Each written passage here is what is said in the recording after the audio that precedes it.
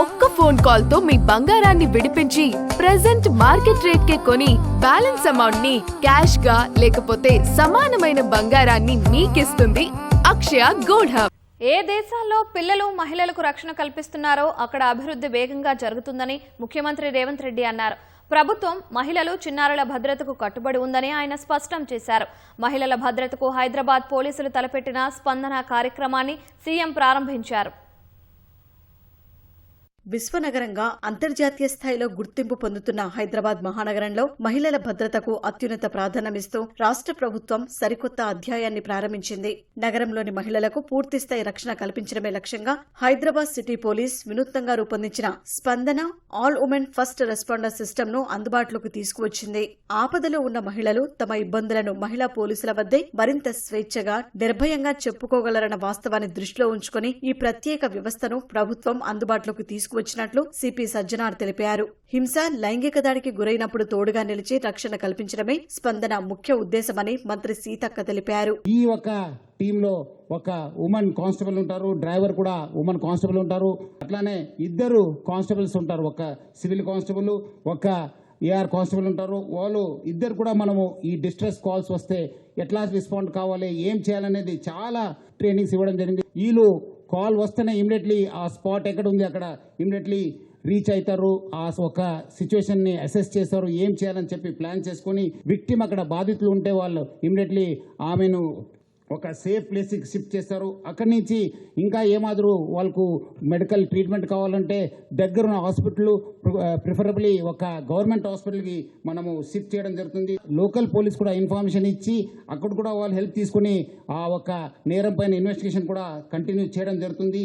ప్రతి తెలంగాణ ఆడబిడ్డ తలెత్తుకొని గర్వంగా స్వేచ్ఛగా తిరిగే వాతావరణాన్ని కల్పించే విధంగా ఈనాటి మనం తీసుకున్నటువంటి స్పందన, తక్షణ రక్షణ ఇలాంటివన్నీ కూడా చాలా ఉపయోగపడతాయని నేను భావిస్తూ, మరి ఇదొక మంచి మైలురాయిగా ఉంది.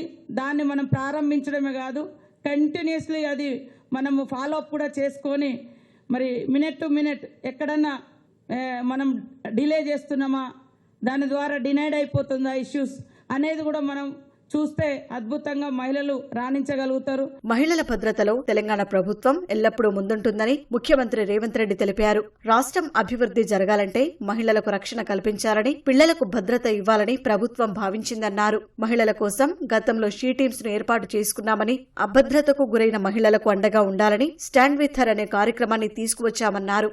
మరో అడుగు ముందుకేసి స్పందన పేరుతో 24 గంటల పాటు అందుబాటులో ఉండేలా టీమ్స్ ను ఏర్పాటు చేశామని సీఎం వెల్లడించారు. స్పందన పేరు మీద ఒక టీమ్ ని 24/7 డయల్ 100 గానీ డయల్ 112 గానీ చేస్తే తక్షణమే బాధితుల దగ్గరికి వెళ్ళడానికి ఫస్ట్ రీచ్ కింద వీళ్ళు ముందు వెళ్ళి ఆ మహిళల్ని కానీ ఆ చిన్నపిల్లల్ని కానీ వాళ్ళకు ఒక మానసిక ధైర్యాన్ని ఇవ్వడం, నేరస్తులను గుర్తించడం, నేరస్తులను శిక్షించడం, చట్టపరంగా వాళ్ళ మీద పెట్టాల్సిన కేసులు, ఇవి పరిణామ క్రమంలో తీసుకునే చర్యలు.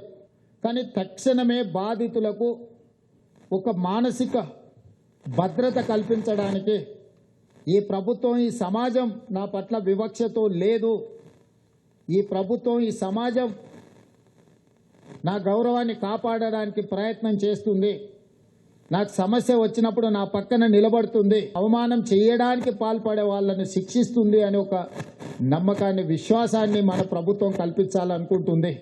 అందుకే ఈనాడు చిన్నపిల్లల రక్షణకు ఈ ప్రభుత్వం ప్రాధాన్యత ఇస్తుందని ఒక సందేశాన్ని ఇవ్వాలి అనే ఆలోచనతోనే కార్యక్రమాల్లో నేను పాల్గొంటున్నాను.